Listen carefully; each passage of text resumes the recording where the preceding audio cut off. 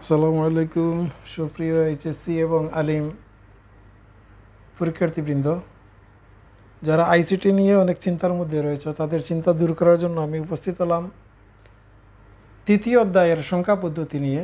এখান থেকে একটা সিকিউ অবশ্যই কমন আসে পরীক্ষার মধ্যে। সেই একটা সিকিউ কীভাবে আনসার করা যায়, অত্যন্ত সহজ পদ্ধতিতে আনসার করার আমি পদ্ধতিটা আপনাদের সামনে উপস্থাপন করব। তো সর্বপ্রথম আপনারা একটা ট্রিক্স মনে রাখবেন। ট্রিক্সটি হচ্ছে হবে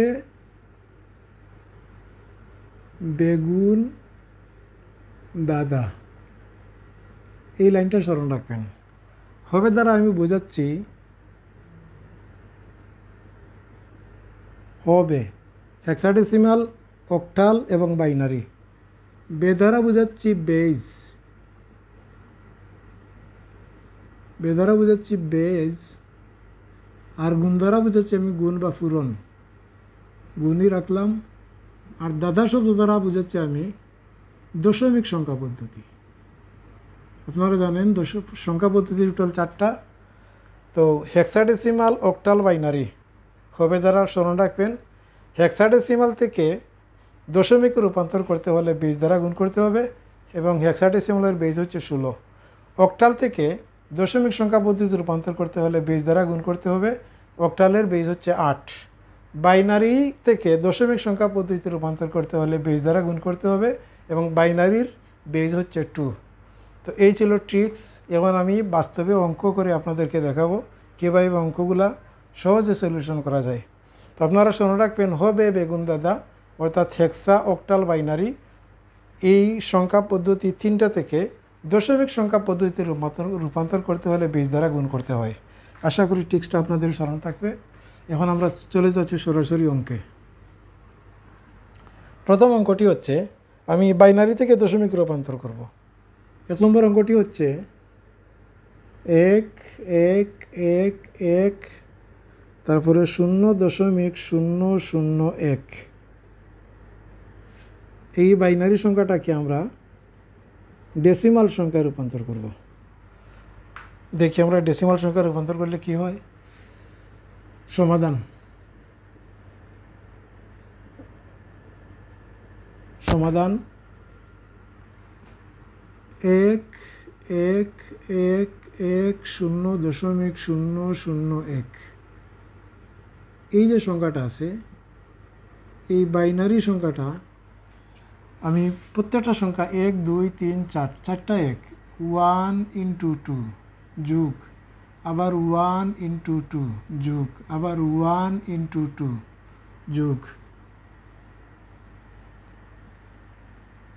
1 × 2। তারপরে এখানে জায়গা হচ্ছে না, আমি নিচে নিয়ে আসছি, যা দেখি যোগ 0 × 2, আবার 0 × 2 যোগ 0 × 2। দেখা যাচ্ছে কিনা? হ্যাঁ, দেখা যাচ্ছে। আচ্ছা, এখন এই যে শূন্যটা, এই শূন্যটা পরে দশমিক, সুতরাং আমি এই 0 থেকে শুরু করব। এই 0 থেকে আর একটা সংখ্যা রয়েছে, তো 0 0 0 যোগ আবার 1 × 2, 1 × 2। দেখা যাচ্ছে কিনা? হ্যাঁ, দেখা যাচ্ছে। আচ্ছা, তাহলে আমরা এই 0 থেকে শুরু করব, অর্থাৎ দশমিকের আগে যে সংখ্যাগুলো থাকবে সেই সংখ্যাগুলা বেজের উপরে পাওয়ার 0 থেকে শুরু হবে। 0, তারপরে 1, তারপরে 2, তারপরে 3, তারপরে 4। আর এখানে দশমিকের পরে যে সংখ্যাগুলো আসবে সেই সংখ্যাগুলোর পাওয়ার হবে বেজের উপরে -1 থেকে, -1, -2, -3। এই ছিল আপনার বেজের উপর পাওয়ার ব্যবহার করার পদ্ধতি। অর্থাৎ দশমিকের পরে যেগুলো থাকবে সেই সংখ্যাগুলো -1, -2, -3। আর দশমিকের আগে যে সংখ্যাগুলো থাকবে সেগুলো হবে 0 থেকে শুরু, 0 1 2 3 4 এভাবে। তো এখন আমরা যদি মান নির্ণয় করি তাহলে 1 × 2⁴, মানে এখানে হবে 16, প্লাস 2⁴, এখানে হবে 8, 2 × 4, এখানে হবে 2 একে 2 যোগ এটার উপরে কিন্তু 2⁴ সমান 1 আর 1 × 0 তার মানে হচ্ছে 0 মানে 0-র সাথে যে কোনো সংখ্যা যোগ করলে বা গুণ করলে 0 হয়ে যায়, তাহলে এখানে 3টা 0 হবে। তারপরে 1 × 2⁻³ এর মান আসবে 0.125। ক্যালকুলেটর দিয়ে দেখতে পারি আমরা 2⁻³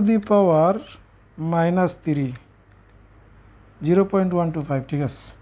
এখন যদি যোগ করে নেই 16, 24, 28, 29, 30.125, এটাই হচ্ছে ডেসিমাল মান, আমাদের কাঙ্ক্ষিত উত্তর।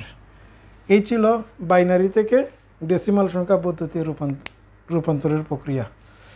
আশা করি অঙ্কটা বুঝতে পারছেন। এরপরে আমি দেখাবো আপনাদেরকে অক্টাল থেকে দশমিক কীভাবে নিতে হয়। আমি দ্বিতীয় অঙ্কটিতে চলে যাচ্ছি।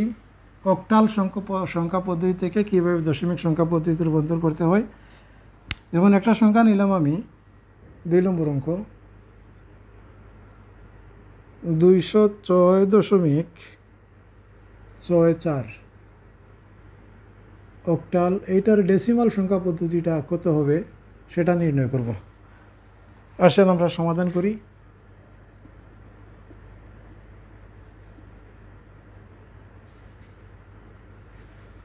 এখানে সংখ্যা হচ্ছে 2 × 8, যেহেতু অক্টালের বেজ 8, যোগ 0 × 8 যোগ 6 × 8 যোগ 6 × 8 যোগ 4 × 8। দশমিকের পরে 6 এবং 4, সুতরাং এখান থেকে শুরু হবে পাওয়ারের উপরে -1 -2, আর এখান থেকে শুরু হবে 0, তারপরে 1, তারপরে এখানে হবে 2। আচ্ছা, এখন যদি আমরা এটা ক্যালকুলেটর ব্যবহার করে মান নির্ণয় করি, 8 × 8 = 64, 2 × 64 = 128, প্লাস 8 × 0 = 0, 8⁴ তার মান 1, আর 1 আর 1 6 গুণ করলে 6 একে 6, এখানে হবে 6 একে 6। আচ্ছা, এরপরে যোগ, এটা কত আসে 6 ×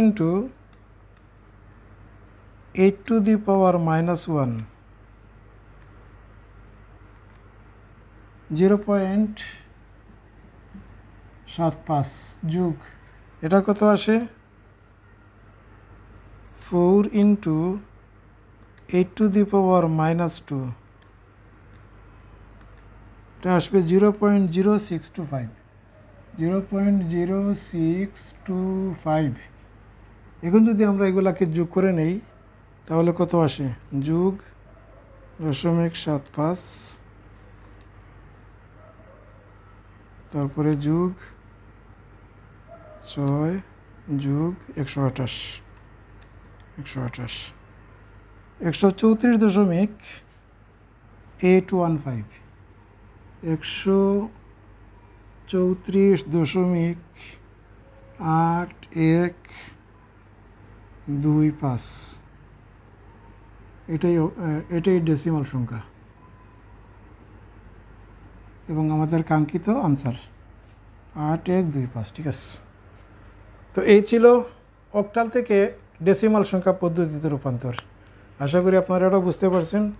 এখন আসেন হেক্সাডেসিমাল থেকে কীভাবে আমরা দশমিক সংখ্যা রূপান্তর করব। আমি 2 নম্বর অঙ্ক শেষ করলাম। 3 নম্বর অঙ্কটা চলে যাচ্ছি। 3 নম্বর অঙ্কটি হচ্ছে অঙ্ক নম্বর 3, 9AF.8, এটা আছে হেক্সাডেসিমাল। এইটার ডেসিমাল সংখ্যাটা কত হবে, দশমিক সংখ্যাটা। তো আমরা পূর্বের মতো সমাধান করতে যাচ্ছি। 8 × 16 plus A × 16 plus f into 16 plus 8 into 16। আমরা দশমিকের পরে একটা ঘর আছে, সুতরাং -1, এটা 0-এর উপরে হবে। এখানে হবে 0, এখানে হবে 1, এখানে হবে 2। এখন আমরা মান বসাই। a এর মান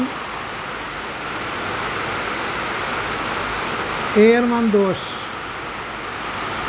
b এর মান 11, c এর মান 12, d এর মান 13, e এর মান 14, f এর মান 15, f এর মান 15।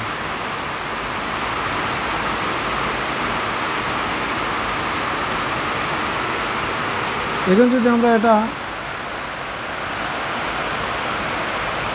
9 ইন্টু 16 টু দি পাওয়ার -2 না +2, 16 টু দি পাওয়ার 16 স্কোয়ার, এখানে আসে 2304 প্লাস এখানে আসবে 160 প্লাস এটা হবে 1। যে কোনো সংখ্যার উপরে পাওয়ার 0 হলে তার মান 1 ইন্টু 15, মানে 15 plus 8 into 16 to the power -1, 8 into 16 to the power -1, এটার মান আসে 0.5। এখন যদি আমরা যোগ করে নেই, যোগ প্রথমে 15 যোগ 160 যোগ 2304, তাহলে আনসার আসে 2479.5। 2400 না 700 আসে, 400, হ্যাঁ 2479.5। এইটাই হচ্ছে ডেসিমাল সংখ্যা পদ্ধতি। তো এই ছিল ডেসিমাল থেকে মানে দশমিকের রূপান্তর, অর্থাৎ বাইনারি, অক্টাল, হেক্সাডেসিমাল, এই তিনটা সংখ্যা পদ্ধতি থেকে কিভাবে ডেসিমাল সংখ্যা পদ্ধতিতে রূপান্তর করা যায় তার প্রক্রিয়া। আমি ইনশাআল্লাহ এর পরের ভিডিওতে আপনাদের দিকে দেখাবো দশমিক থেকে কীভাবে বাকি তিনটাতে আসা যায়, অর্থাৎ একটা নিয়ম দেখালে আপনারা ইনশাআল্লাহ এটা আয়ত্ত করতে পারবেন।